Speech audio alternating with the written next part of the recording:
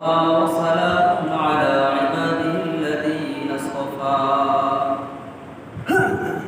أما بعد فأعوذ بالله من الشيطان الرجيم بسم الله الرحمن الرحيم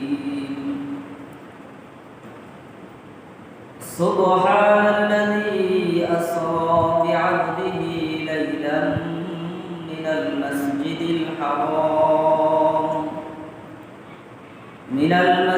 الحرام إلى المسجد الأقصى الذي باركنا حوله لنريه من آياتنا إنه هو السميع البصير. وقال تعالى آمنوا استعينوا بالصبر والصلاة إن الله مع الصابرين. وقال رسول الله صلى الله عليه وسلم الصلاة مفتاح الجنة أو كما قال النبي عليه الصلاة والسلام. بلغ العلا بكماله كشف الدجى بجماله حسنت جميع خصاله صلوا عليه وآله. من গুঞ্জন দর জমিন আসমান লেগে গুঞ্জন দর কুলুবে মুমিনা বলাগুল উলা বিকামালিহি কাশাফাত দুজা বিজামালিহি হাসনাত জামিউ ফিসালিহি সাল্লু আলাইহি ওয়া আলিহি. या इलाही मुझसे मुझको दूर कर, या इलाही मुझ में तुझको दखला दो एक नजर. बलगल उला बिकमालिही कशफत दुजा बिजमालिही हसनत जमीउ खिसालिही सल्लु अलैहि আলহামদুলিল্লাহ। আল্লাহ পাক জাল্লা জালালুহু ওয়া আম্মা নওয়ালুহুর দরবারে কালিমাতুশ শুকর আদায় করি যে আল্লাহ পাক রব্বুল আলামিন প্রতি জুমার দিনে আসর জুমার দিনে জুমার নামাজ আদায় করার লক্ষ্যে আল্লাহ পাকের ঘর মসজিদে আপনাকে আমাকে আসার জন্য কিছু সময় কোরআন ও সুন্নাহর আলোচনা শ্রবণ করার জন্য সুযোগ করে দিলেন। সেই মহান রব্বে কারীমের দরবারে গোলাম হিসাবে কালিমাতুশ শুকর আদায় করে সকলে উচ্চ আওয়াজে বলি আলহামদুলিল্লাহ। আল্লাহ পাক রব্বুল আলামিনের মেহেরবানির দ্বারা এখনো পর্যন্ত হায়াতের জিন্দেগিতে আল্লাহ তাআলা আমাদেরকে সুস্থ রেখেছেন এবং আল্লাহ তাআলার তৌফিকের মাধ্যমে জুমার নামাজের মতো আল্লাহ পাকের মহান একটি হুকুম আমাদের দ্বারা আল্লাহ তাআলা পালন করার জন্য সুযোগ করে দিয়েছেন। হাদিসের মধ্যে আল্লাহ রাসূল সাল্লাল্লাহু আলাইহি ওয়াসাল্লাম ইরশাদ করেন, কোন মানুষ যখন জুমার নামাজ আদায় করার লক্ষ্যে গোসল করে তার সাধ্যমতো কাপড় পরিধান করে মসজিদের দিকে রওনা হয়, গোসল করার সাথে সাথে আল্লাহ তাআলা তার অঙ্গ প্রত্যঙ্গ সকল গুনাহগুলিকে মাফ করে দেন। সুবহানাল্লাহ। যখন সে নামাজের উদ্দেশ্যে মসজিদে রওনা হয়, প্রত্যেকটা ইমানদার মুসলমানের প্রতিটা কদমে কদমে আল্লাহ তাআলা একটি করে গুনাহ মাফ করে দেন এবং বান্দাবান্দির আমলনামায় একটি করে সওয়াব জমা করে দেন। এরপরেও রজব মাস খুবই বরকতি মাস, মূল্যবান মাস, রমজানের প্রস্তুতি মাস। এই মাসে আল্লাহ রাসূল সাল্লাল্লাহু আলাইহি ওয়াসাল্লাম দোয়া শিক্ষা দিয়েছেন যে তোমরা রমজানে প্রবেশ করার আগে, রমজান মাসে দাখিল হওয়ার আগে আল্লাহ তাআলার কাছে তোমাদের হায়াত লম্বা হওয়ার জন্য, তোমাদের হায়াত বেড়ে যাওয়ার জন্য আল্লাহ পাক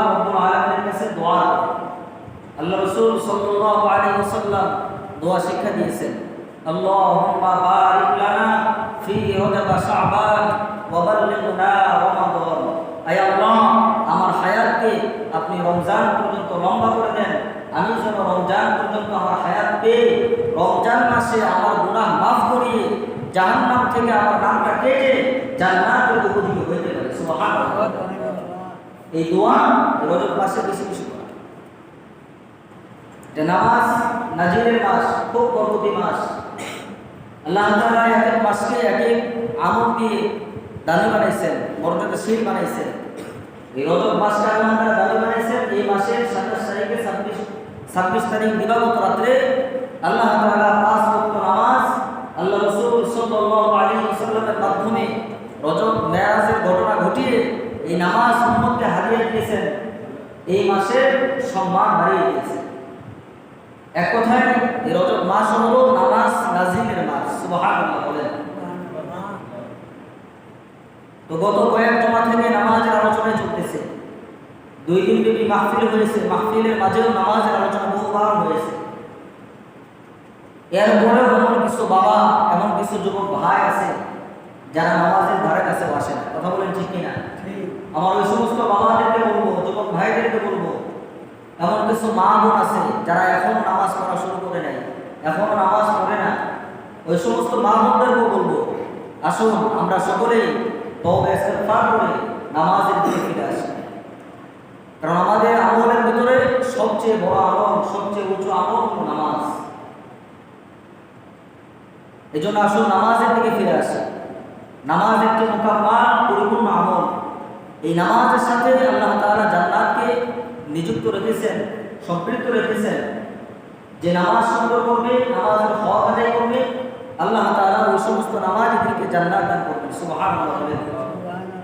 আল্লাহ রাসূল সাল্লাল্লাহু আলাইহি ওয়াসাল্লাম বলেন, আস-সালাতু মিফতাহুল জান্নাহ। কিছু মানুষ যারা নামাজ আদায় করবে, নামাজের হক আদায় করবে, এদেরকে আল্লাহ তাআলা এই নামাজকে জান্নাতের চাবি হিসেবে বানিয়ে দিবেন। এই নামাজকে আল্লাহ তাআলা জান্নাতের চাবি হিসেবে কবুল করে নেবেন। হাসরের ময়দানে সে জান্নাতের তালা খুলে জান্নাতের ভিতরে প্রবেশ করবে। সুবহানাল্লাহ। এর আগে আমি বহুবার বলেছি, এই নামাজের মতো বড় একটি আহাম আমল, এটা নিজের ইচ্ছায়, নিজের চেষ্টায়, নিজের আগ্রহে করা যাবে না। আমার চেষ্টা করতে হবে, পাশাপাশি দোয়া করতে হবে। আল্লাহ পাক রব্বুল আলামিন যখন তৌফিক দান করবেন, তখন আমি 5 ওয়াক্ত নামাজ সঠিকভাবে আদায় করতে পারব। এজন্য ইবাদতের তৌফিক, বিশেষ করে নামাজের তৌফিক কে দান করেন? সবার করে বলেন, কে দান করেন? আল্লাহ তাআলা। আল্লাহ তাআলা ছাড়া ইবাদতের তৌফিক অন্য কারো দেওয়ার ক্ষমতা নেই।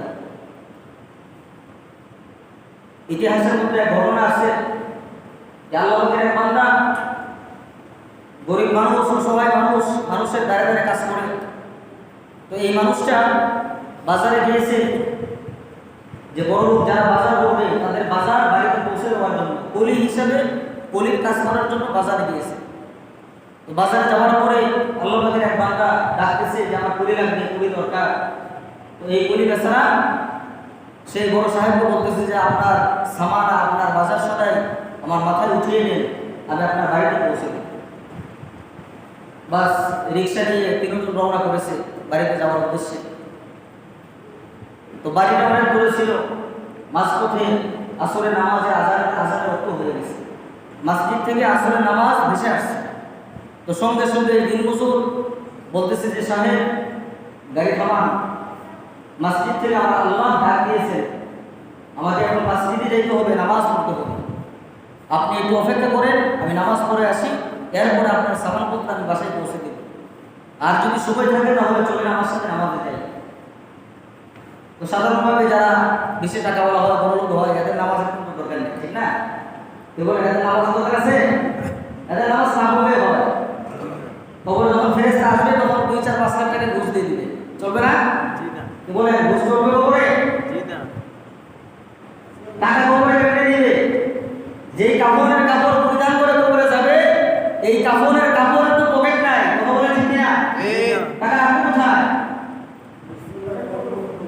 তো আল্লাহর বান্দা আযান শোনার পরে মসজিদে চলে গেছে। আসরের নামাজ পড়েছে, মুসল্লিরা সবাই চলে গেছে, তো উনি বসে বসে সুবহানাল্লাহ, আলহামদুলিল্লাহ, আল্লাহু আকবার এই তাসবিহগুলো বলতেছে।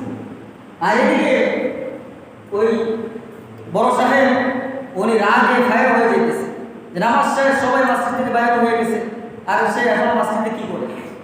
তো সামনে আগে আসছে, দেখি কি করে, জানালা দিয়ে চোখে দিয়ে দেখে যে আঙ্গুলের করগুলো করে তাসবিহ করতেছে। তো উনি তো নামাজ পড়ে না, নামাজের মধ্যে তাসবিহ আছে এটা উনি জানে না।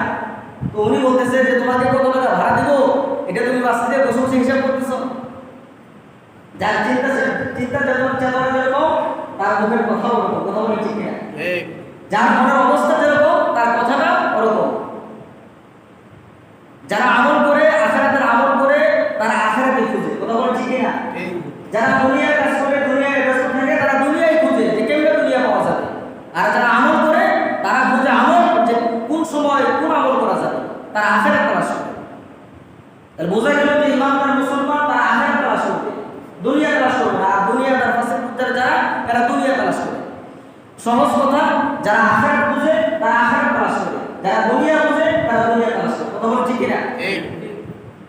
তো উনি ওনার কানে আওয়াজ চলে আসছে, তো উনি বাসা থেকে বাইরে হয়ে যখন সামনে গেছে বলতেছে তুমি আর কি করলা, তোমাদের কত টাকা ভাড়া দেবো, তুমি মাসে বসে গণনা করতেছো, গণনা করার দরকার নেই, তো আমার মাল বসে দাও, তোমাদের আমি তোমাদের খুশি করে দেব।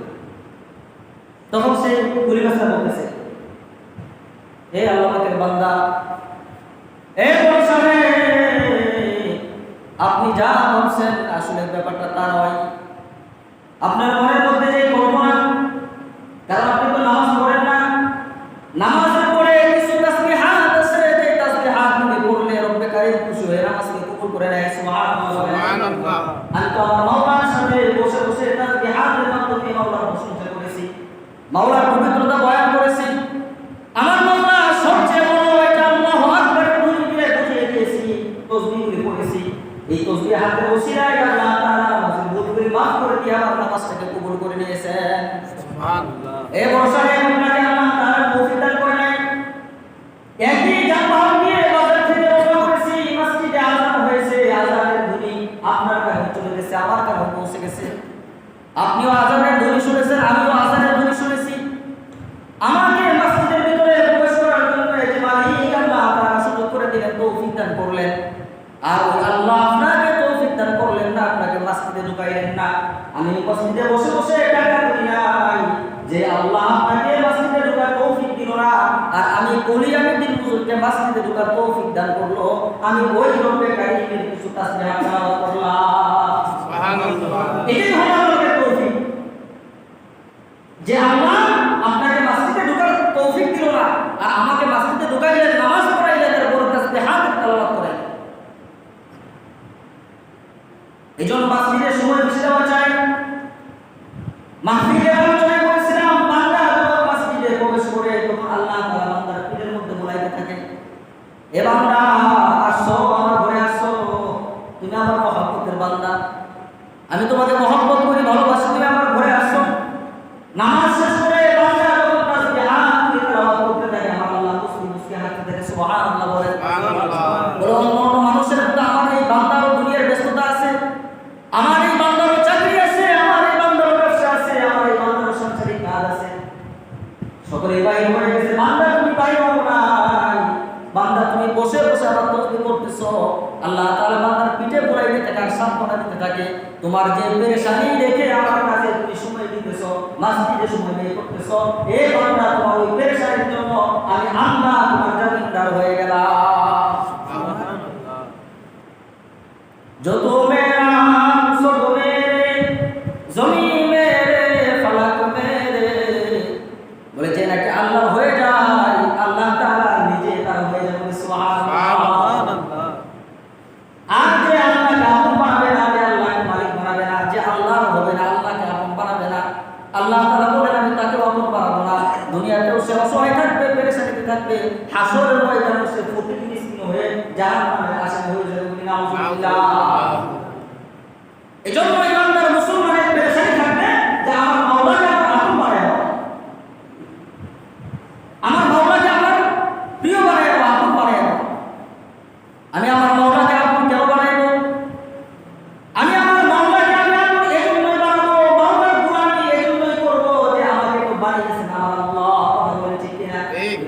আমার কোনো অস্তিত্ব ছিল না, আমার কোনো দেহ অবয়ব ছিল না, কোনো কিছুই ছিল না, কোনো পরিচিতি ছিল না। আল্লাহ তাআলা একটা অপবিত্র পানি থেকে আল্লাহ আমাকে বানাইছেন, বানায়া আল্লাহ তাআলা আমার উপরে নামাজের হুকুম দিয়েছেন। নামাজ আমরা কেন করব? যেহেতু আল্লাহ আমাদেরকে বানাইছেন, ওই বানানোওয়ালা আল্লাহ নামাজের হুকুম দিয়েছেন, এজন্যই নামাজ করব। কথা বলেন ঠিক কিনা? আল্লাহ তাআলা বলেন হাল আতা আলাল ইনসান হাল আতা আলাল ইনসান হিনুন মিনাদ দাহরি লাম ইয়াকুন শাইআন মাযকুরা নাবতালিহি ফাজআলনাহু সামিআন বাসীরা আমসালিন নাবতালিহি ফাজআলনাহু সামিআন বাসীরা। আল্লাহ তাআলা আমসালিন নাবতালিহি আমসাল এক ফোঁটা পানি পবিত্র পানি, যে পানির মধ্যে ভেজাল যুক্ত পানি। কথা বলেন ঠিক কিনা? যে মানুষটা পুরুষ এবং মহিলার বাইরে হলে গোসল ফরজ হয়। কথা বলেন ঠিক কিনা? এমন এক ফোঁটা পবিত্র পানি থেকে আল্লাহ তাআলা এত সুন্দর দেহ অবয়ব দিয়ে একটা মানুষ সৃষ্টি করেছেন। ইন্না খালাকনাকুম মিন নুতফাতিন আমসাজ। নুতফা মানে একটি ফোঁটা, একটি কাতরা, একটি ফোঁটা থেকে আল্লাহ তাআলা এত সুন্দর মানুষ বানিয়েছেন। আল্লাহ তাআলা বলেন আমি ছাড়া তোমাদেরকে বানানোওয়ালা আর কেউ নাই। আমি আল্লাহ তাআলা সেই পানির মধ্যে অঙ্কন করে তোমার দেহটাকে বানিয়েছি, তোমার উপরে ihsan করেছি, তোমার উপর দয়া করেছি। এই বান্দা এখন তোমার উপরে 5 ওয়াক্ত নামাজ ফরজ করেছি, এজন্য তোমাকে যেহেতু আমি বানাইছি, তুমি আমারই গোলামি করবা, অন্য কারো গোলামি করা যাবে না। গোলামি একমাত্র কার করতে হবে? আল্লাহ। যা আমার মাথা আমার মস্তক একমাত্র আল্লাহর সামনে আমাকে নয়ে দিতে হবে। আল্লাহর সামনে ছাড়া অন্য কোনো তাগুত শক্তির পিছনে, তাগুতের সামনে আমার মাথাকে নত করা যাবে না। আমার মাথা যদি নত করতে হয় একমাত্র আল্লাহর সামনে নত করবো। কেন? যে আল্লাহ আমাকে বানাইছে। বাস একটাই দলিল, দ্বিতীয় আর কোনো কথা লাগবে না। দলিল একটাই যে আমি কেন নামাজ পড়বো, কেন আমার মাথা আল্লাহর সামনে নোয়াবো, যে আল্লাহ আমাকে বানাইছে। কথা বলেন ঠিক কিনা? আল্লাহ আমাকে রিজিক দিয়েছেন, খাওয়াইতেছেন, আমার হায়াত রিজিক দিয়েছেন। আল্লাহ আমাকে কথা বলার শক্তি দিয়েছেন, বোবা বানান নাই, অন্ধ বানান নাই। আল্লাহ আমাকে নোনা বানান নাই। আল্লাহ সর্বদিক থেকে আমাকে সবল বানিয়েছেন। আল্লাহ আমাকে হায়াতের জিন্দেগি দিয়েছেন। আমি দুনিয়াতে বিচরণ করতেছি, এজন্যই আল্লাহর গোলাম। এজন্য আল্লাহ তাআলা বলেন আমানুস্তাঈনু, যারা আমার গোলাম হবে তাদের কাজ হলো আমি আল্লাহর গোলামি করা। এজন্য বরকতি মাস, রজব মাস, নামাজ নাজিলের মাস। এই মাসে আল্লাহ তাআলার কাছে দোয়া করি আমাদের হায়াতটাকে রমজান পর্যন্ত বাড়াইতে হবে। যেন আল্লাহ তাআলা আমাদের হায়াতটাকে রমজান পর্যন্ত বাড়িয়ে দেয়। আর রমজানে যখন আমি পেয়ে যাব, তখন ওই রমজান মাসটা এমন বরকতি মাস, ওই রমজান মাসে যখন বান্দা আল্লাহ তাআলার কাছে রোজাদারি করবে, তওবা করবে, ইস্তেগফার করবে, গুনাহ থেকে মাফ চাবে, আল্লাহ তাআলা বলেন ওই সমস্ত বান্দা আমাদের যদি তাদের নাম জাহান্নামের ভিতরে থাকে, রমজান মাসকে উসিলা করে তাদের নাম আমি আল্লাহ তাআলা জাহান্নাম থেকে কেটে জান্নাতের মধ্যে রেখে দেব। সুবহানাল্লাহ। যখন রমজান শেষ হয়ে যাবে, ঈদের দিন যখন মসজিদে চলে, ঈদগাহের মাঠে চলে যাবে, আল্লাহ রাসূল সাল্লাল্লাহু আলাইহি সাল্লাম বলেন ধরে একদম ফেরেশতা মাঠে ময়দানে চলে আসে, আসমান থেকে আল্লাহ তাআলা পাঠিয়ে দেন। ঈদগাহের নামাজ শেষ হওয়ার সাথে সাথে ওই সমস্ত ফেরেশতারা ঘোষণা করতে থাকে কবারাতুহু, তোমরা ঈদগাহের ময়দান থেকে যারা বাড়িতে যাইতেছো, কবারাতুহু, একদম ছোট্ট মাসুম বাচ্চা তার মায়ের উদর থেকে, মায়ের গর্ভ থেকে যেরকম ভাবে পবিত্র হয়ে দুনিয়াতে আসে, তোমরা ঈদগাহের ময়দান থেকে এরকম পবিত্র হয়ে বাড়িতে যাইতেছো। সুবহানাল্লাহ। এজন্য এই মাসে বেশি বেশি দোয়া করো যে আমার হায়াত যেন আল্লাহ তাআলা রমজান পর্যন্ত পৌঁছে। আমার মউত যদি আল্লাহ মউত দিবে একদিন, এই মুহূর্তে যেন আল্লাহ তাআলা রমজান পৌঁছে না। রমজানে রোজা রাখা অবস্থায় যখন মানুষ আল্লাহকে ডাকে চলে যায়, এই মানুষ আল্লাহকে বন্ধু হয়ে যায়, রফিকে আমার দরবার যখন চলে যায়, আল্লাহ তাআলা কাল কিয়ামতের ময়দানে এই রোজাদার ব্যক্তিটাকে শহীদি মর্যাদা দান করবে। সুবহানাল্লাহ। এজন্য নামাজ নাজিলের মাস। নামাজ খুব স্বয়ংসম্পূর্ণ একটি আমল। নামাজের আল্লাহু আকবারের ধ্বনি থেকে সালাম পর্যন্ত মাহফিলের আলোচনা করেছি, তোমার আলোচনা কিছু ইঙ্গিত বলেছি। এখন আসলে নামাজের ভিতরে কিছু মাসাইল আছে, এই মাসআলাগুলো জানা দরকার। কথা বলেন ঠিক কিনা? যারা নামাজ পড়বো, মাসআলা জেনে পড়বো, মাসআলা জেনে নামাজ পড়া। আর যারা মাসআলা ছাড়া নামাজ পড়ে, যে ব্যক্তি মাসআলা ছাড়া নামাজ পড়লো আর যে ব্যক্তি মাসআলা জেনে নামাজ পড়লো, তার নামাজের মধ্যে ওই ব্যক্তির নামাজের মধ্যে 70 গুণ ব্যবধান। সুবহানাল্লাহ। ইলম জেনে মাসআলা জেনে যে নামাজ পড়বে আর ইলম না জেনে মাসআলা না জেনে যে নামাজ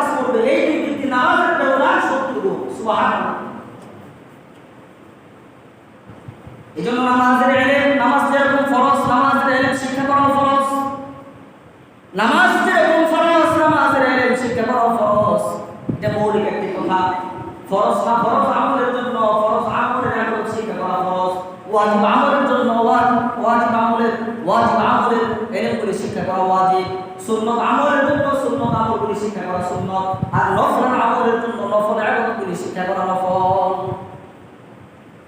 যে আমল ফরজ তার ইলম শিক্ষা করা ফরজ। আসলে আমরা একটু খেয়াল করি নামাজের মধ্যে কি আছে। আল্লাহ রাসূল সাল্লাল্লাহু আলাইহি সাল্লাম বললেন সাহাবায়ে কেরাম তোমরা ইলম ছাড়া নামাজ পড়িও না, কারণ ইলম ছাড়া যদি নামাজ পড়ো সেই নামাজটা একেবারে দামহীন হবে, সেই নামাজের কোনো দাম থাকবে না। বুজুর্গরা উদাহরণ দিয়ে বলে লবণ ছাড়া তরকারি যেরকম মুখের ভিতরে কোনো স্বাদ লাগে না, কোনো মজা লাগে না, যে ইলম ছাড়া নামাজ পড়বে তার ইলমটা ওই নামাজটা ওই লবণ ছাড়া তরকারির মতো। আরো সহজে বোঝায় বলে খেজুরের মধ্যে একটা মজা আছে কিন্তু গ্রাম নাই, আমার তরকারির মধ্যে একটা মজা আছে গ্রাম আছে, কথা ঠিক কিনা? বলে যে ইলম নিয়ে নামাজ পড়বো, মাসআলা দিয়ে নামাজ পড়বো, তার নামাজটা কবুলের মতো। আর যে ইলম ছাড়া মাসআলা ছাড়া নামাজ পড়লো তার নামাজটা খেজুরের মতো। নামাজ পড়ে নামাজ হয়ে যাবে কিন্তু নামাজের মজা পাবে না। আর যে মাসআলা দিয়ে নামাজ পড়বে সে কবুলের মতো গ্রামও পাবে, সাগও পাবে। সুবহানাল্লাহ, সুবহানাল্লাহ। প্রথম পর্যায়ে আমরা বুঝি নামাজের ভিতরে কিছু সুন্নাত আছে। আমরা প্রথমে যে তাকবীরে তাহরিমা হাত উঠে যে আমরা তাকবীরে তাহরিমা বলি, আল্লাহু আকবার বলি, এটা আল্লাহু আকবার বলাটা ফরজ। যখন হাত বাঁধি এই হাত বাঁধাটা সুন্নাত। তাকবীর দিয়ে হাত বাঁধলাম, এক নম্বর সুন্নাত আদায় করলাম। এখন হাত বাঁধা আমার মন চাহিদা অনুযায়ী বাঁধলে চলবে না। যে মাযহাব বাঁধবে তার মাযহাব অনুসারে হাত বাঁধবে। যারা হানাফি মাযহাব বাঁধবে তারা নাবির নিচে হাত বাঁধবে, নাবির বরাবর হাত বাঁধবে। কেউ যদি মালিকি শাফি হাম্বলি মাযহাব মানে তারা বুকের ভিতরে বাঁধবে, তারা আমাদের মাহমুদি নাই, কথা বলেন ঠিক কিনা? ঠিক।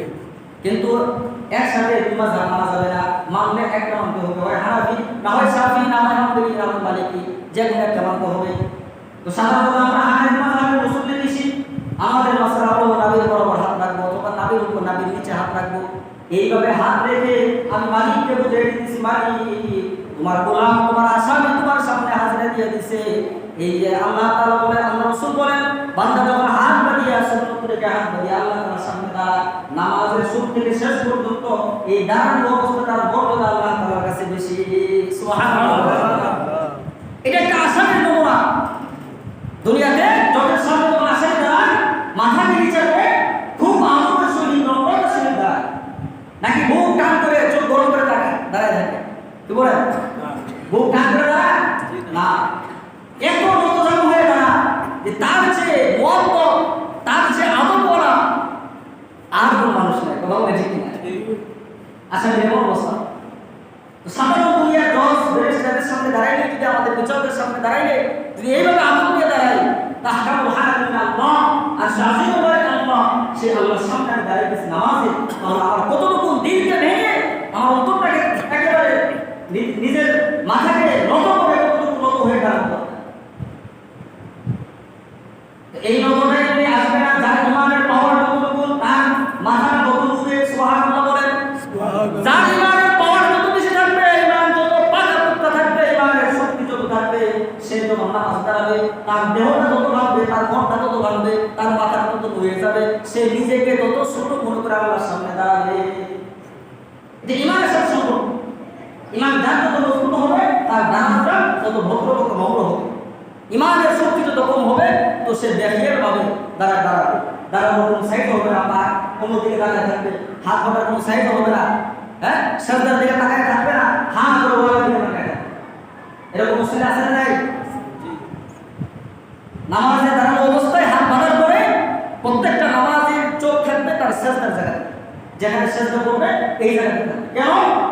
বলে আল্লাহ রাসূল সাল্লাল্লাহু আলাইহি ওয়াসাল্লাম বলেন যে বান্দা যে জায়গাতে সাজদা দেয় এই জায়গাতে আল্লাহর রহমত নাযিল করে। সুবহানাল্লাহ। এই রহমতের একটা আলো আছে, রহমতের একটা নূর আছে।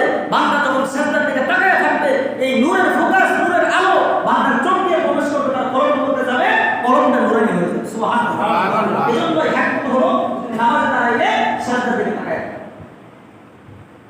এরপরে সালাম করা, সুবহানাকাল্লাহুম্মা ওয়া বিহামদিকা ওয়া তাবারাকা ইসমুকা ওয়া তাআলা জাদ্দুকা ওয়া লা ইলাহা গায়রুক। দ্বিতীয় সুন্নাত আউযুবিল্লাহ পড়া, বিসমিল্লাহ পড়া। এরপরে সূরা ফাতিহা পড়া, আমিন পড়া। এরপরে রুকুতে যাওয়ার সময় তাকবীর দেওয়া। আবার রুকুর তাসবিহ পড়া, রুকু থেকে ওঠার সময় সামি আল্লাহু লিমান হামিদা বলা, এরপর আবার সিজদা তাকবীর দেওয়া, আবার দ্বিতীয় সিজদা তাসবিহ পড়া, আবার সিজদা থেকে ওঠার সময় তাকবীর পড়া, আমার দ্বিতীয় সিজদা এইভাবে নামাজের সুন্নত মুআক্কাদা 12টি, এই 12টি সুন্নত সুন্দর করে যে আমল করবে, আল্লাহ রাসূল বলেন তার ফরজের মধ্যে যদি কমতে হয়ে যায়, রুকু করা, তারাবিহ করা, সিজদা করা, এগুলি ফরজের আমল, এই সমস্ত আমলের মধ্যে যদি ত্রুটি হয়, কমতি হয়, তার সুন্নত যদি সুন্দর হয়, সুন্নতের আমলকে ওসিলা করে আল্লাহ তাআলা তার ফরজের ঘাটতিগুলি মাফ করে দিবেন। সুবহানাল্লাহ। শরীয়ত ইসলামের প্রত্যেকটা ফরজ আমলের আগে সুন্নত আছে, প্রত্যেকটা ওয়াজিব আমলের আগে সুন্নতের আমল আছে, নফল আছে। কেন? এর মহত্ব হলো যে বান্দা ফরজ সঠিকভাবে পালন করতে পারবে না, বান্দা ওয়াজিব সঠিকভাবে পালন করতে পারবে না, তো যদি বান্দা আগে সুন্নত করে নেয়, এই সুন্নতের বরকতে, সুন্নতের নূরের কারণে তার ফরজের ঘাটতি, ওয়াজিবের ঘাটতি আল্লাহ তাআলা মাফ করে দিবেন। সুবহানাল্লাহ। এজন্য সুন্নত পড়া, এই 12টি সুন্নত সে যত সুন্দর করে আদায় করবে, এর আগের জন্য বলেছিলাম যে আরেকটি নিয়ামত সে পাবে যে হাসরের ময়দানে আল্লাহ রাসূল সাল্লাল্লাহু আলাইহি ওয়াসাল্লামের খাস সুপারিশ পেয়ে সে জান্নাতে চলে যাবে। সুবহানাল্লাহ। এরপর নামাজের ফরজ দিকে খেয়াল করেন। নামাজ শুরু করার আগে 7টি ফরজ আছে। শরীর পাক, এক নম্বরে শরীর পাক রাখা, আমার শরীরটা পাক আছে কিনা সেদিকে খেয়াল করা। প্রস্রাব করেছে, গরুর প্রস্রাব হোক অথবা মানুষের প্রস্রাব হোক, তাহলে শরীর নাপাক হয়ে গেছে, যেই জায়গায় করেছে সেটা দগ্ধ করতে হবে। গোসল ফরজ হয়ে গেছে, গোসল করতে হবে, তাহলে শরীর পাক হবে। এটা আমার দেহ পাক করার মাধ্যম। দুনিয়ার পানি দিয়ে দগ্ধ করে আমার দেহটাকে পবিত্র বানাইলাম। আল্লাহ রাসূল বলেন দুনিয়ার পানি দিয়ে দগ্ধ করলে তোমার দেহ পাক হবে। তোমার ভিতরে আরেকটা রূহ আছে, অন্তর আছে, ওই অন্তরের একটা শরীর আছে, ওই অন্তরের শরীরটা এই দুনিয়ার পানি দিয়ে দগ্ধ করলে সাফ হবে না। ওই অন্তরের দেহটাকে পাক পবিত্র করার জন্য ইস্তেগফার লাগবে। কি লাগবে? তওবা, ইস্তেগফার লাগবে। এজন্য শরীর পাক নামাজের 1 নম্বর ফরজ মাসালা, যে শরীর পাকের অর্থ হলো যে আমার মাথা থেকে পায়ের তলা পর্যন্ত পাক আছে, এই পাকের দ্বারা হবে না। আমার ভিতরে যে একটা রূহ আছে, দেহ আছে, আত্মা আছে, সেই আত্মাটাকে পবিত্র বানাইতে হবে। আর সেই আত্মাটা পবিত্র হয় হারাম খাওয়ার মাধ্যমে, আর হারাম খাওয়ার মাধ্যমে আমার দেহ নাপাক হয়ে যায়। এজন্য আল্লাহ রাসূল বলেন যখন একজন মানুষ হারাম ভক্ষণ করবে, হারাম ভক্ষণ করার দ্বারা তার দেহের মধ্যে যদি 1 ফোঁটা রক্ত বের হয়, এই 1 ফোঁটা রক্তই তার জাহান্নামে যাওয়ার জন্য যথেষ্ট হয়ে যাবে। বলি নাউযুবিল্লাহ। এজন্য খাদ্য খাওয়ার সময় খুব তাহকিক করে খানা খাওয়া, কামাই রুজি যখন করব তাহকিক করে কামাই করা, যেন হারাম ভাবে আমার কামাই রুজি না হয়, হালাল পন্থায় যেন আমার কামাই হয়। হালাল পন্থায় কামাই করব, অল্প হোক, সেই অল্প হালাল কামাইয়ের মধ্যে বরকত দান করবেন আল্লাহ তাআলা, বরকত দান করবেন। আর হারাম পন্থায় যদি বহু কামাই করি, সেই কামাইয়ের মধ্যে আল্লাহ তাআলা বরকত দিবেন না, বরঞ্চ সেই কামাইয়ের মধ্যে আমার এবং আমার উপরে, আমার পরিবারের উপরে আল্লাহ তাআলা লানত বর্ষিত হোক। বলি নাউযুবিল্লাহ।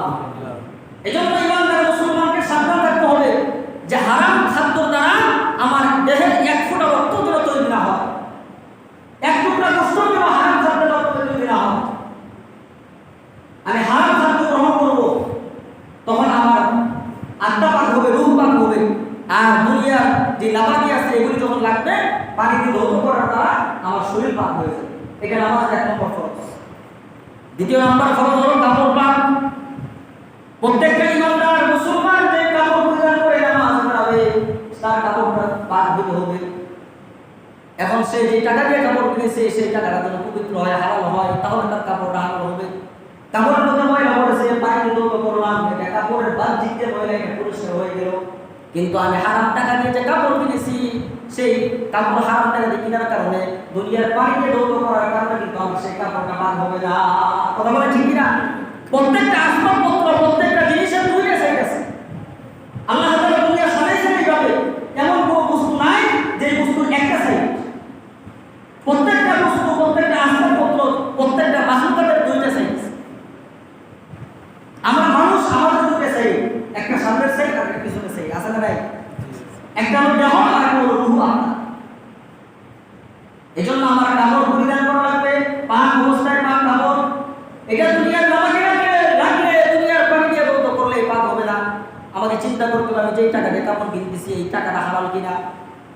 কারণ বান্দা যখন পবিত্র কাপড় পরিধান করে, হালাল টাকার কাপড় পরিধান করে, আল্লাহ রাসূল বলেন ওই তার গায়ের জামাটা, দেহের জামাটা, এই জামাটা আল্লাহ তাআলার কাছে দোয়া করে যে আল্লাহ, আমি গায়ের জামাকে তোমার যেই বান্দা লাগায়া, তোমার বান্দার গায়ে লাগায়া তোমার গোলামি করতেছে, তোমার পায়ে সিজদা দিতেছে, আল্লাহ তুমি তোমার বান্দার জীবনের সকল গুনাহগুলি মাফ করে দিয়ে আমি কাপড়কে তোমার বান্দা যেইভাবে পবিত্র রেখেছে, আল্লাহ তুমি তোমার বান্দার কলবটাকে সেইভাবে পবিত্র বানায়া দাও। সুবহানাল্লাহ। এজন্য পবিত্র কাপড়ের মান আল্লাহ তাআলার কাছে অনেক বেশি। কাপড়ের জবান আছে, এই জবান আমরা চোখে দেখি না, এই জবান, এই কাপড়ের যে আওয়াজ আছে, কথা আছে, এটা আমরা কানে শুনি না, আল্লাহ তাআলা গায়েব রাখছেন। কিন্তু প্রত্যেকটা পোশাকের জবান আছে, প্রত্যেকটা পোশাকের কথা বলার শক্তি আছে। আল্লাহ তাআলার কাছে দোয়া করে এবং কাল কিয়ামতের ময়দানে কাপড় সাক্ষী দিবে যে কাপড় পরিধান করে বান্দা অমুক গুনাহ গেছে, কাপড় পরিধান করে বান্দা অমুক গুনাহের কাজ করেছে, ওই গুনাহের পক্ষে কাপড় সাক্ষী দান করবে। আর যে কাপড় পরিধান করে বান্দা নেক আমল করবে, ওই নেক আমলের পক্ষেও বান্দার সেই কাপড়টা সাক্ষী দান করবে বলে সুবহানাল্লাহ। এজন্য সূরা বনী ইসরাঈলের মধ্যে পয়গম্বর মুসার ঘটনা আমরা আমাদের সামনে পরিষ্কার। পয়গম্বর মুসা আলাইহিস সালাম যখন আল্লাহ তাআলা ওনার সাপকে যখন লাঠিকে যখন সাপ বানিয়ে দিলেন, জাদুকররা যখন ওনারা জাদুর সাপ বানিয়ে পয়গম্বর মুসার সামনে বানিয়ে দিয়েছিল, জাদুকররা জানতো আমাদের এই সাপের কোনো ক্ষমতা নাই, পয়গম্বর মুসার হাতের লাঠিটা সে যখন ময়দানে যদি ছেড়ে দেয় তাহলে আমাদের সাপগুলিকে ধ্বংস করে ফেলবে। এজন্যই ওই সমস্ত জাদুকররা খুব বুদ্ধিমান ছিল, তারা পয়গম্বর মুসা আলাইহিস সালামের জামা মতো সকলেই জামা পরিধান করেছে। সুবহানাল্লাহ। সাপ যখন ধেয়ে আসবে তখন আমাদের সব খেয়ে ফেলবে, আর আমাদের দেহে যদি মুসার জামা পায় তাহলে সাপ আমাদেরকে ভক্ষণ করবে না, জামা বেশি। সুবহানাল্লাহ। বাস্তবিক ঘটনা তাই দেখা গেছে, কাফেররা সবাই দেখা গেছে। 70 জন জাদুকর যারা মুসার মতো লম্বা জামা, মুসার মতো পাগড়ি তারা ব্যবহার করেছে, তাদের গায়ে উঠাইছে, তো সাপ সকল কাফেরদেরকে খাইছে, সকল সাপকে খাইছে, ওই সমস্ত জাদুকরদের মধ্য থেকে একজনকেও খায়নি। সুবহানাল্লাহ। ফেরাউনের সেই কাপড় পরে নাই, যখন সেই সিংহাসনের দিকে সাপ ধেয়ে আসছে তখন ফেরাউন দৌড়ে পালাইছে। আর 70 জন জাদুকর তাদের স্ব স্থানে তারা দাঁড়িয়েছিল, সাপ তাদেরকে তাদের কাছেও যায় নাই। এই ঘটনা দেখে, এই দৃশ্য দেখে 70 জন জাদুকর একসাথে কালেমা করে মুসলমান হয়ে গেছে। সুবহানাল্লাহ। নীল নদের মধ্যে যখন ফেরাউনের বাহিনী পার হয়ে গেল, ফেরাউনের বাহিনী যখন নীল নদে পড়ে গেল, আল্লাহ তাআলা যখন মুসা আলাইহিস সালামকে নীল নদ পার করে দিলেন, যখন ফেরাউনের বাহিনীকে সেই নীল নদের পানির মধ্যে চুবাই দিয়েছে, ওই পানির চুবাইয়ের মধ্যে যত কাফের ছিল, ওই কাফেরের মধ্যে একজন কাফের ছিল, সে হলো বহুরূপী, এক এক সময় এক এক রূপ ধারণ করতো, এক এক মানুষের কথাই কথা বলতো, এক এক মানুষের রূপ সে পরিবর্তন করতো। আল্লাহ তাআলা সেই ক্ষমতা তাকে দিয়েছে। যখন সে ফেরাউনের বাহিনীর সাথে নীল নদে নামে, তখন মুসা নবীর রূপ ধারণ করেছে, মুসার মতো পাগড়ি পরেছে, মুসার মতো আগলা দাড়ি লাগাইছে, পয়গম্বর মুসার মতো জামা পরেছে, পয়গম্বর মুসার হাতে যে লাঠি ছিল ওই লাঠির মতো লাঠি বানিয়েছে, এই লাঠি নিয়ে তার জামা নিয়ে দাড়ি নিয়ে পাগড়ি নিয়ে এসে যখন নীল নদে পড়ে গেছে, আল্লাহ তাআলা বলে ফেরেশতা আমার পয়গম্বরের পোশাকের উপমান হবে, আমার পয়গম্বরের লাঠির উপমান হবে, আমার পয়গম্বরের দাড়ির উপমান হবে, খবরদার খবরদার, সে যদিও কাফের, সে যদিও বেঈমান, কিন্তু এই পানির মধ্যে এই নাফরমানকে চুবায় না। আল্লাহু আকবার। কিসের জন্য হেফাজত করছে? জামা পবিত্র ছিল। জামা কি ছিল? পবিত্র ছিল। তার রাসূল বলেন হাদিসের মধ্যে ইরশাদ করেন যে জামা, এজন্য জামা কিছু সুন্দর আছে, যখন তোমরা জামা পরিধান করো তখন ডান হাত আগে পরিধান করো, যখন পায়জামা পরিধান করো তখন ডান পা আগে দাও, বাম পা দিও না, এর সাথে শয়তান থাকে। জামা পরিধান, যে কোনো জামা পরিধান করার সময় আগে ডান হাত দিব, ডান পা দিব, আবার যখন জামা খুলবো তখন বাম হাত আগে খুলবো, বাম পা আগে খুলবো। এটা হলো জামা পরিধানের সুন্নাত। এমন একটা দোয়া আছে, সেই দোয়াটা আলহামদুলিল্লাহিল্লাযী কাসানি মা ওয়ালিদিহি আওরাতি ওয়া আনা জান্নাবু বিহি ফি হায়াতি। জামা পরিধানের একটা দোয়া আছে, দোয়াটা পড়লে আল্লাহ তাআলা দুনিয়ার সকল প্রকার অ্যাক্সিডেন্ট থেকে হেফাজত করবে, তার হায়াতের ভিতরে বরকত দান করবে। সুবহানাল্লাহ। দোয়াটা তাহলে দ্বিতীয় নম্বর ফরজ হলো কাপড় পান। আমরা আজকে থেকে কাপড়, পবিত্র কাপড় পরবো ইনশাআল্লাহ। হালাল টাকা দিয়ে আমরা কাপড় পরিধান করব। যখন নামাজে আসবো, আমার কাছে সবচেয়ে যে সুন্দর জামাটা, সবচেয়ে দামি যে জামাটা আমার ঘরে আছে সেটা পরে আমি নামাজে আসবো। এর আগে বলা হয়েছিল অনেকেই গিঞ্জি করে আমরা নামাজে আসি, ওই সমস্ত বাইরেকে আমার পায়ে অনুরোধ করবো জুমার দিনে একটা দিনের জন্য আসুন, আপনার বাড়িতে যেই পাঞ্জাবি আছে, যেই জামা আছে সুন্দর, সেই জামাটা পরিধান করে মসজিদে আল্লাহ পাকের ঘরে আসুন। কারণ যে দিন যে পরিধান করে নামাজ পড়বে তার নামাজটা মাকরুহ হয়ে শহীদ হবে। হাদিসের মধ্যে আসছে মানুষ যখন কৌলি বাইর করে নামাজ পড়ে তখন তার নামাজটা মাকরুহ হয়ে যায়। বলে মানুষ আছে, মানুষ ভালো, কিন্তু তার কান কাটা, তখন মানুষকে কি বলে যে কান কাটা, মানে একটা অঙ্গ হাদিস।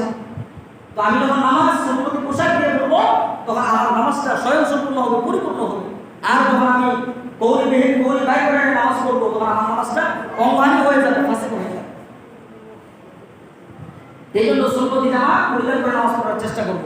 আর যখন জামা আমরা কিনবো, ক্রয় করবো, তখন সেটা হালাল টাকার মাধ্যমে আমরা জামা কিনা করবো। কোনোভাবেই যেন আমার জামার টাকার মধ্যে হারাম মিশ্রণ না থাকে। 2 নম্বর ফরজ হলো কাপড় পাক, এরপরে নামাজের জায়গা পাক। আমরা যে মসজিদে নামাজ পড়ি এটা এই মসজিদের জমিটা পাক না পাক? মসজিদের জমিটা পাক, পবিত্র। এছাড়াও সফরের ভিতরে বাবা কাজ করতে গিয়ে মাঠে ময়দানে বিভিন্ন জায়গায় নামাজ পড়ি। নামাজ পড়ার আগে ওই জায়গাটাকে ভালো করে দেখে নেওয়া যায় এখানে কোনো ময়লা আছে কিনা।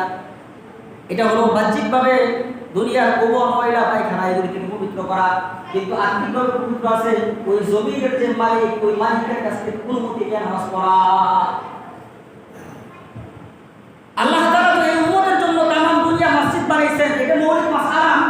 কিন্তু ক্ষণস্থায়ী এই দুনিয়ার জন্য যে জমির মালিক, যার মালিকানাধীন, যার অধীনে জমিটা আছে, আমি যদি সেই জায়গাতে সফর অবস্থায় নামাজ পড়ি তাহলে খুঁজে বের করতে হবে যে এই জমির মালিককে। মসজিদ ছাড়া মাঠে নামাজ পড়ি, ওই মাঠের মালিক যে তার কাছে অনুমতি নিয়ে এরপর নামাজ পড়ি। এটা হলো শরীর মাসালা। এই জন্য জায়গাকে অনুমতি নিয়ে পাক করতে হবে। আর তাহলে আমি নামাজ পড়বো, এই নামাজের সবের অংশ যে নাম জমির মালিক তার আমার নামে চলে যাবে। 4 নম্বর হলো সতর টাকা।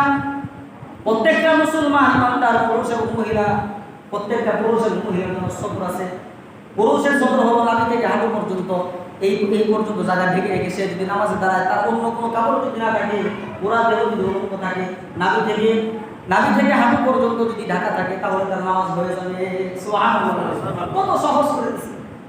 এমন একটা যুগ ছিল যে কাপড় পরিধান করার মতো কাপড় ছিল না, বিভিন্ন গাছের বড় বড় পাতা দিয়ে তাদের লজ্জাস্থান ঢেকে সতর ঢেকে নামাজ পড়েছে, এমন এক পরিবেশ ছিল সাহাবায়ে কেরামের যুগে। হযরত আবু যর গফার রাদিয়াল্লাহু আনহু, ওনার একটা মাত্র চাদর ছিল, যে চাদর পরিধান করে উনি মসজিদে নামাজ পড়তেন।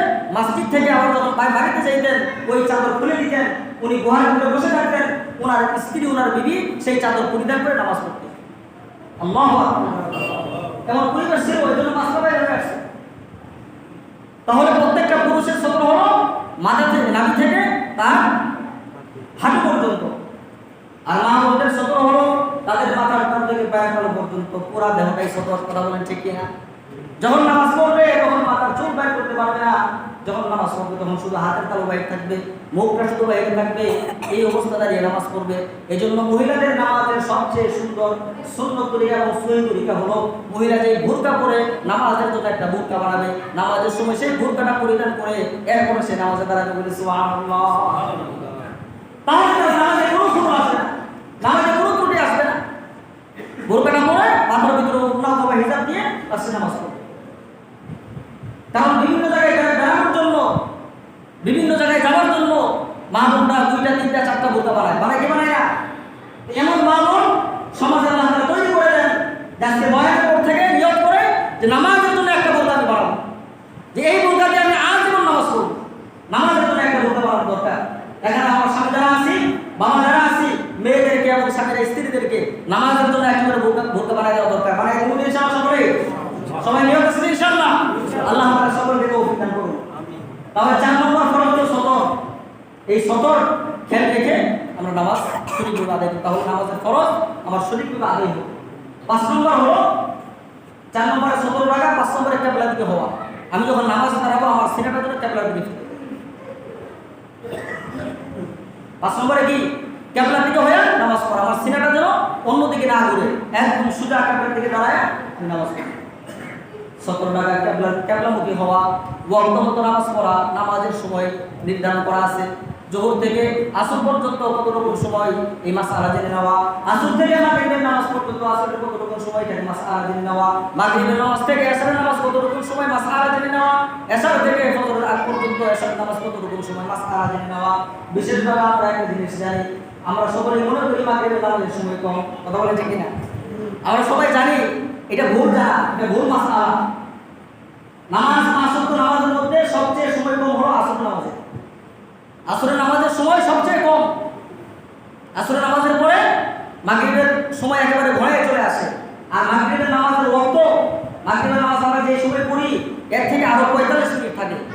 কেউ যদি মাগরিবের জামাত পড়তে পারলো না, মাগরিবের জামাত হয়ে গেছে, এর আধা ঘন্টা পরে সে আধা নামাজ পড়ছে, বাস তার নামাজ আদা হয়ে গেছে, নামাজ কাজা হবে না। মাগরিবের নামাজের সময় আসর থেকে অনেক লম্বা। আমরা ভুল জানি যে মাগরিবের নামাজ তাড়াহুড়ো করতে হয়, মাগরিবের নামাজ ছোট ছোটাতি করতে হয়, মাগরিবের নামাজের সময় কম, এটা আমাদের ভুল জানা। সময় কম হলো আসরের নামাজ। তাহলে বক্তব্য নামাজ পড়া 7 নম্বর হলো নামাজের নিয়ত করা। এখন এই নিয়তটা যারা আরবি জানি আরবিতে করব, তো নামাজের নিয়তের ক্ষেত্রে সকল উলামায়ে কেরাম একমত যে বাংলায় নিয়ত করাটা আমাদের জন্য উত্তম। সুবহানাল্লাহ। কারণ আরবি নিয়ত করতে করতে অনেক সময় ভুল হয়ে যায়। কারণ নিয়ত করা মুস্তাহাব, আর আরবি নিয়ত করতে করতে কি হয়ে যায়? ভুল হয়ে যায়। মানে আরবি পড়াটা মুস্তাহাব, নিয়ত করা তো ফরজ। কিন্তু আপনি আরবি যে পড়তেছেন, এই আরবি হরফগুলি পড়া হলো মুস্তাহাব। আর তাকবীরে উলা, ইমাম সাহেবের প্রথম তাকবীর, এটা ধরা হলো সুন্নাত মুআক্কাদা, ওয়াজিব। তো আপনার এই নিয়ত আরবি নাওয়াইতু বলতে বলতে তাকবীর উলা শেষ, ইমাম সাহেব সূরা ফাতিহা শুরু করে দেয়। কথা বলেন ঠিক কিনা? অথচ হাদিসের নাম রাসূল স্পষ্ট বলছে, সহিহ হাদিস, কেউ যদি 40 দিন একাধারে তাকবীর উলা সহিত নামাজ পড়ে, আল্লাহ তাকে দুইটি পরোয়ানা দান করবে। একটি হলো মুনাফিকের দফতর থেকে তার নাম কেটে দিবে, আর দ্বিতীয় পরোয়ানা হলো জাহান্নাম থেকে তার নাম কেটে দিবে। সুবহানাল্লাহ। তাহলে নিয়ত মুস্তাহাবের আমলের চেয়ে তাকবীর উলার ফজিলত বেশি না কম? যদি বেশি হয় তাহলে বাংলা নিয়ত করা উত্তম। এই 7 নম্বর হলো নামাজের নিয়ত করা।